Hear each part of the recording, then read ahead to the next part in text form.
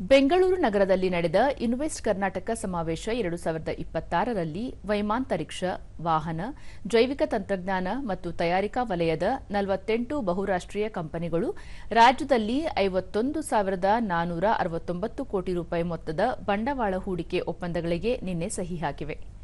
ಬೃಹತ್ ಕೈಗಾರಿಕಾ ಸಚಿವ ಎಂಬಿ ಪಾಟೀಲ್ ಅವರ ಸಮ್ಮುಖದಲ್ಲಿ ವಿವಿಧ ಕಂಪನಿಗಳ ಮುಖ್ಯಸ್ಥರು ಒಪ್ಪಂದಗಳಿಗೆ ಸಹಿ ಹಾಕಿ ಪತ್ರಗಳನ್ನು ವಿನಿಮಯ ಮಾಡಿಕೊಂಡರು. ಈ ಸಂದರ್ಭದಲ್ಲಿ ವಾಣಿಜ್ಯ ಕೈಗಾರಿಕೆ ಇಲಾಖೆಯ ಪ್ರಧಾನ ಕಾರ್ಯದರ್ಶಿ ಡಾ ಎನ್ ಸೆಲ್ವಕುಮಾರ್, ಕೈಗಾರಿಕಾ ಅಭಿವೃದ್ಧಿ ಆಯುಕ್ತೆ ಗುಂಜನ್ ಕೃಷ್ಣ, ವಿವಿಧ ಕಂಪನಿಗಳ ಮುಖ್ಯಸ್ಥರು, ನವೋದ್ಯಮಗಳ 100ಕ್ಕೂ ಹೆಚ್ಚು ಪ್ರತಿನಿಧಿಗಳು ಭಾಗವಹಿಸಿದ್ದರು.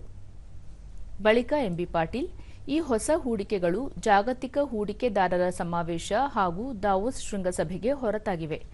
ಈ ಹೂಡಿಕೆಗಳಿಂದ ರಾಜ್ಯದಲ್ಲಿ 70,000 ಉದ್ಯೋಗಾವಕಾಶಗಳು ಸೃಷ್ಟಿಯಾಗುವ ನಿರೀಕ್ಷೆಯಿದೆ. ದೇಶದ ಕೈಗಾರಿಕಾ ಭೂಪಟದಲ್ಲಿ ಪ್ರಮುಖ ಕೈಗಾರಿಕಾ ಮತ್ತು ಉದ್ಯೋಗ ಕೇಂದ್ರವಾಗಿ ಕರ್ನಾಟಕದ ಸ್ಥಾನವನ್ನು ಮತ್ತಷ್ಟು ಬಲಪಡಿಸುವಲ್ಲಿ ಈ ಬಂಡವಾಳ ಹೂಡಿಕೆಗಳು ಮಹತ್ವದ ಪಾತ್ರ ವಹಿಸಲಿವೆ ಎಂದರು.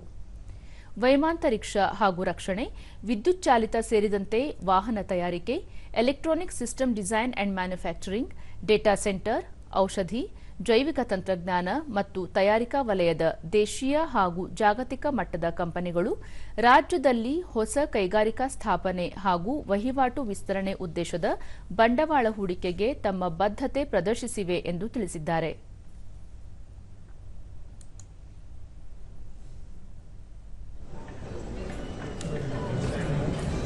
ಸರ್